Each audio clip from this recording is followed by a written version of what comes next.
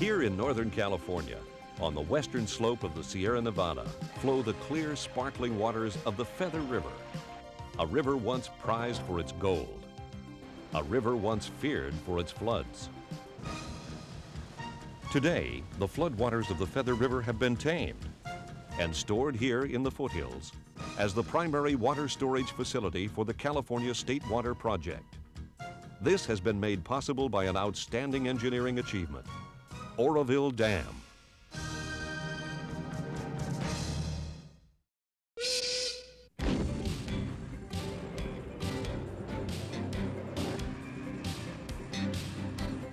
At the dam site, work began on the first of 2 tunnels, which would divert the river during dam construction.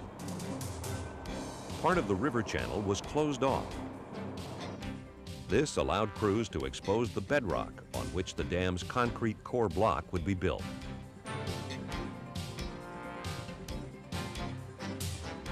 In 1963, the placing of earthfill material began. The contractor, Oro Dam Constructors, modified an abandoned railroad to move the earthfill material 12 miles from a gold dredge tailing area to the dam site. A huge bucket wheel excavator scooped up rock and gravel at the rate of more than 3,500 cubic yards per hour.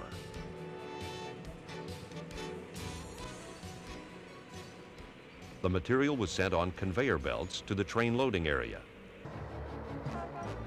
After it was screened, the material was sent by conveyor belt to train loading hoppers. By filling 10 cars at one time, an entire 40-car train was loaded in less than 15 minutes. 3 sets of locomotives continually shuttled the cars between the dam and the Boro site.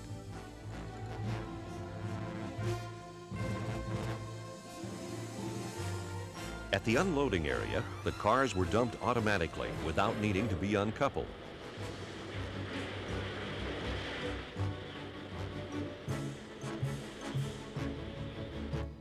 The material again rode the conveyors. The impervious clay going right to the dam, and the coarser material going to a mixing and temporary stockpiling area. Each type of material went to its own specific part of the dam, where it was dumped, spread, and packed down.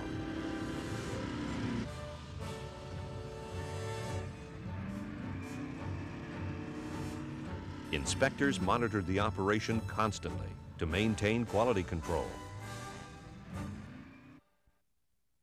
In 1964, the second diversion tunnel was completed. By the end of the year, the construction of the upstream portion of the dam rose to 425 feet. In December of 1964, a record flood roared down the forks of the Feather River. But Oroville Dam was ready. And although only partially finished, it controlled the flood, saving downstream farms and cities millions of dollars in damage and possible loss of life. Meanwhile, deep within the left abutment of the dam, the powerhouse was being carved out of solid rock.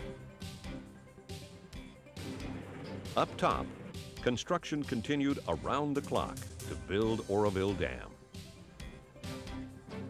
Day by day, week by week, the dam grew. When completed, it would stand 770 feet high.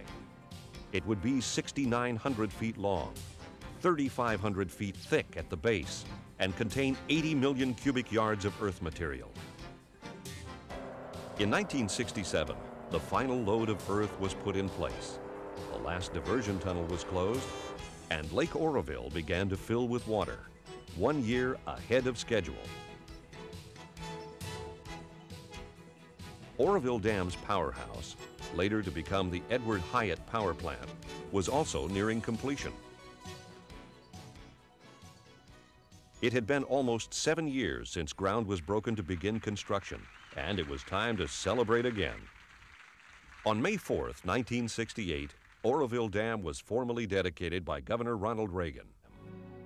Here before you is Lake Oroville, filling to its destiny for the use of flood control, hydroelectric power, irrigation, municipal and domestic purposes, and as one of the greatest recreational and fishery lakes in California. And off there is the highest dam in the United States. This is a major achievement of our time, and it's with great pride, therefore, that I simply dedicate Oroville Dam and Lake Oroville to the people of California's future, who will benefit from this giant structure and the water that it impounds. Thank you very much.